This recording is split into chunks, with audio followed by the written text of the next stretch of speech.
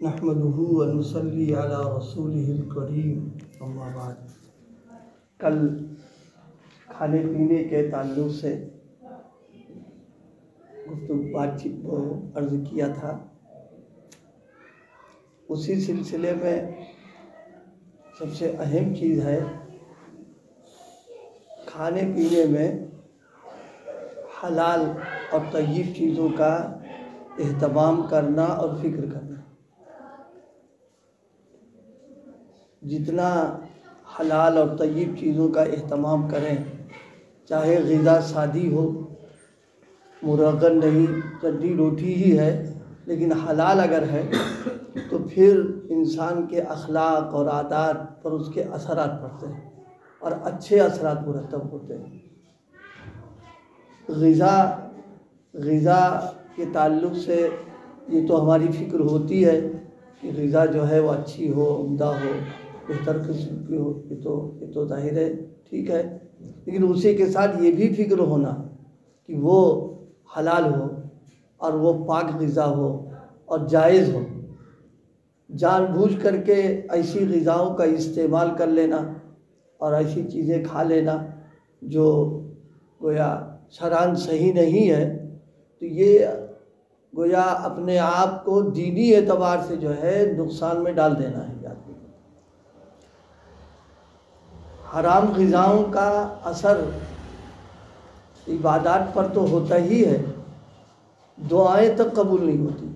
यानी जो जिस्म हराम ग़िज़ा से परवरिश पाता है, जो लिबास हराम कमाई से पहनता है आदमी, उस हालत में इबादत करता है, नमाज़ पढ़ रहा, तो बज़ाहिर तो नमाज हो रही है, लेकिन अल्लाह पाक उसको कबूल नहीं करते, दुआ तक कबूल नहीं करते।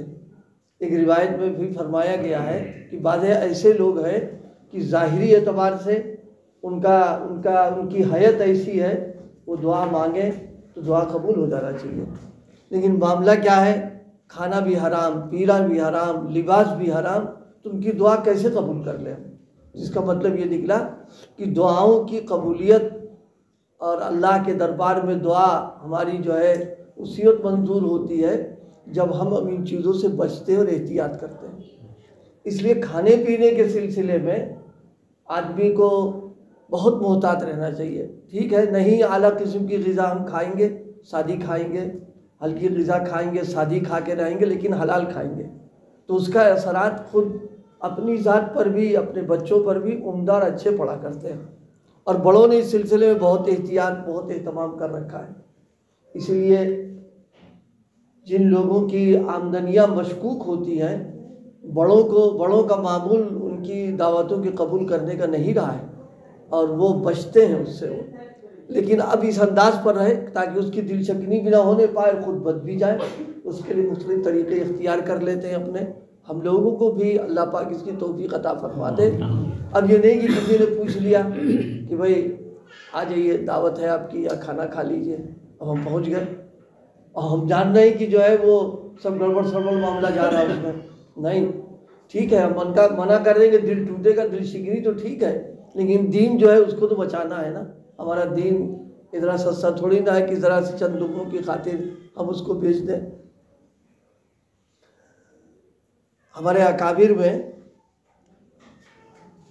दारुल उलूम के इब्तिदाई दौर के हज़रत मौलाना याकूब साहब नानोती रहमतुल्लाह अलैह और दीगर उस दौर के जो दौर थे अकाबिर थे, एक वाक़या उनके सिलसिले में बड़ा अजीब है। हज़रत मोहतमी साहब रहमतुल्लाह अलैह ने सुनाया था, एक साहब थे जो गरीब भी थे और घास वास काट करके अपना ज़रिए माश उनका था, लेकिन वो घास वगैरह के सिलसिले भी बहुत एहतियात बरतते थे। उस एहतियात बरतने का नतीजा ये था कि लोग उनके अपने जानवरों के चारे में उनका इंतज़ार करते थे कि वो आ जाएंगे, उन्हीं से खरीदेंगे। यानी वो दूसरे के खेत का काट वाट के नहीं लाते थे, वो एहतियात बरतते थे। चुनांचे लोग जब आए तो उनको ज़्यादा देर रुकना नहीं पड़ता, तो लोग इंतज़ार में रहते, तो भाव उनका तय था, बिक जाता था उसमें।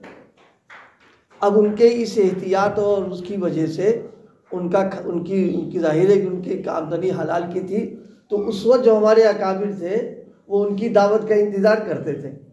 और दावत में भी क्या होता था, साग होता था और रोटी, ज़ाहिर है कि साग रोटी आज किसी खिला दीजिए तो वो अपनी नस्लों को वसीयत करके जाएगा कि देखो उसके यहाँ कभी मत जाना, वो जो है वो साग रोटी खिलाता है। लेकिन वो हजरत खाते थे। हज़रत मौलाना याकूब साहब नन्नौती रहमतुल्लाह अलैह से किसी ने पूछा, हज़रत उसकी दावत का तो इंतज़ार होता है, यहाँ लोग लाइन लगाए कि कबूल कर लें, आप नहीं करते। तो एक अजीब बात फरमाई हज़रत ने, सुनाया था नन्नौती साहब ने, फरमाया कि वो शादी तो होती है वो, लेकिन उसकी दावत एक दिन खा लेते हैं तो 40 दिन तक उसके असरात मेरे ऊपर रहते हैं, नूरानियत, रूहानियत और इबादत में जी लगना और तबीयत में जो नेकी के जज्बे होना। जब एक वक्त की दावत का ये असर है तो जाहिर सी बात है अगर वो मुस्तकिल खाता हो उनके ऊपर क्या असरात होंगे, और अगर कई बार खा ले उनके तो क्या असर होगा।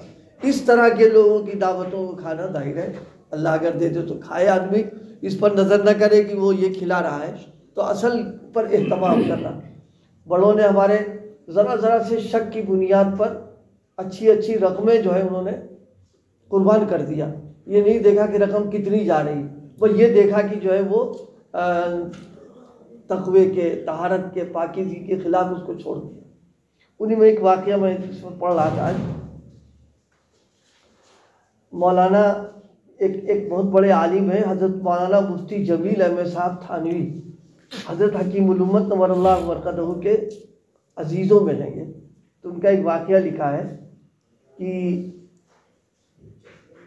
एक मर्तबा जब आपकी एक कोठी हुकूमत वक्त ने उसको अपने कब्ज़े में कर लिया और रकम आपको अदा की जाने लगी, तो 75,000 की रकम इस किस्म की थी जिस पर आपको शुबा पैदा हो गया। लंबी रकम थी, उसे 75,000 के बारे में शुबा हो रहा था वहाँ कि कहीं ये सूद तो नहीं है। तो इस बारे में अपने फतवे पर अमल करने के बजाय, खुद ही मुफ्ती से बड़े वो, लेकिन दीगर मुफ्तियाने के नाम से इस्तिफ्सार किया।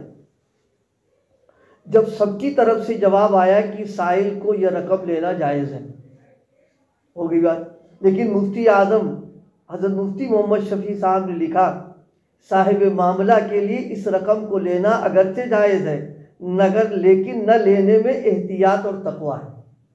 यानी एहतियात की बात और तक़वे की बात है कि न ली जाए।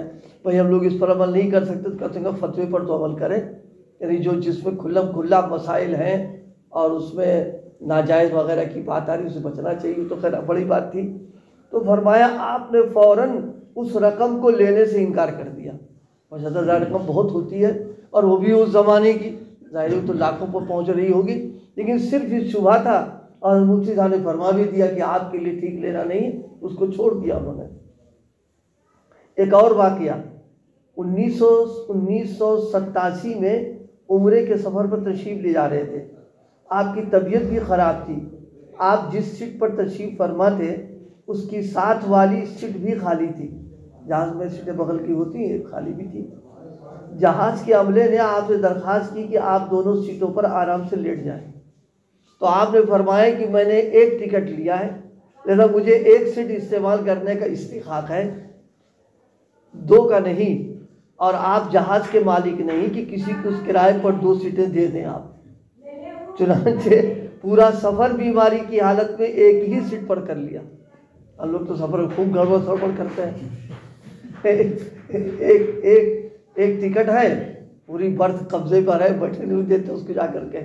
ये जो है ये तो फतवे के एतबार से भी गलत है, तक़वे की बात तो अलग रही। ये सब चीज़ें जो है इसको तो हम लोग बहुत हल्का फुल्का समझते हैं, लेकिन यही सब चीज़ें जो हैं वो इंसान के अखलाक और आदत पर असर डाला करती आ करके है। तो भाई बात तो चली थी वही खाने पीने के ताल्लुक़ से। अल्लाह पाक हम सबको एहतियात की तौफ़ीक़ अता फरमाए कि अपने खाने पीने, पहनने ओढ़ने में, अपने सिलसिले में, अपने बच्चों के सिलसिले में हम सबको मोहतात रहना चाहिए। मोहतात का ये मतलब नहीं कि अल्लाह पाक ने दे रखा है उसमें हम बखीली कर रहे हैं और उसमें ये नहीं। मोहतात होने का मतलब हलाल और हराम, जायज़ और नाजायज़, इन सब चीज़ों का हम ख्याल रख करके मामलात को करें। अगर हम इसका एहतमाम करेंगे तो इंशाअल्लाह हमारे बच्चों पर भी अच्छे असरात पड़ेंगे और ख़ुद हमारी अपनी ज़िंदगी के अंदर उसके असरात अच्छे पड़ेंगे, हमारे अखलाक पर, इबादत पर, हमारी जो है और चीज़ों के ऊपर। और अगर खाना पीना जो है गड़बड़ सड़बड़ में है तो फिर बात उसमें ख़राब हो जाती है। इसीलिए फरमाया गया कि हराम के करीब ना जाए और हलाल को छोड़े ना। यानी अल्लाह पाक ने अगर हलाल का सब कर दिया है तो अब वहाँ ना कुछ कर इस्तेमाल कर ले उसको, लेकिन हराम अगर चीज़ है चाहे कितनी ज़्यादा हो उसके करीब न जाए। आदमी अगर अपने आप को थोड़ा सा रोक ले और हराम से बचने की फ़िक्र करने लग जाए और एहतमाम व एहतियात करे तो इंशाअल्लाह अल्लाह पाक दूसरे रास्ते से पहुंचा देगा उसको। ऐसा नहीं कि ऐसे आदमी को अल्लाह ताला जो है भूखा मारेगा या वो परेशानी में पड़ेगा। वक्ती परेशानी तो रहेगी लेकिन बाद में फिर अल्लाह पाक उसको दूर फरमा देंगे। अल्लाह हम सबको खाने पीने के ताल्लुक से हलाल के एहतमाम की तौफीक अता फरमाए और हराम से हम सबको बचा लेंगे। ये मैंने इसलिए अर्ज़ किया कि आज के दौर में अगर कोई शख्स इन चीज़ों का ख्याल रख रहा है तो समझे कि दीनदार आदमी है। तो इसलिए कि आजकल हराम जो है मुख्तलिफ रास्तों से इतना मतलब हो चुका है आम कि अगर आदमी एहतियात न बरते तो बचना बहुत मुश्किल, उसके लिए बचना बहुत मुश्किल है। हम ज़ाती तौर पर बच रहे हैं लेकिन दोस्त अहबाब अज़ा अक़रबा ताल्लुक़ वाले हैं, उनकी तकरीबात हो रही हैं, उनके यहाँ दावतें हो रही, उनके जाना पड़ रहा है, तो अब वो कैसे बचे आदमी? उसमें तो बहुत मुश्किलात आ रही उसके लिए। लेकिन अगर एहतियात एहतमाम करेगा तो बाज़ औक़ात ऐसा भी हो जाता है कि अल्लाह पाक बचने के लिए ख़ुद उसके ही दिल में डाल देते कि इसको मत बुलाओ या इसको न खिलाओ, उसके दिल में खुद डाल देते अल्लाह पाक, बचने की शक्ल पैदा हो जाती है उसके अंदर। लेकिन पहले खुद करना पड़ेगा, कुछ हिम्मत जुटाना पड़ेगी उसको, फिर इंशाअल्लाह रास्ते खुलेंगे।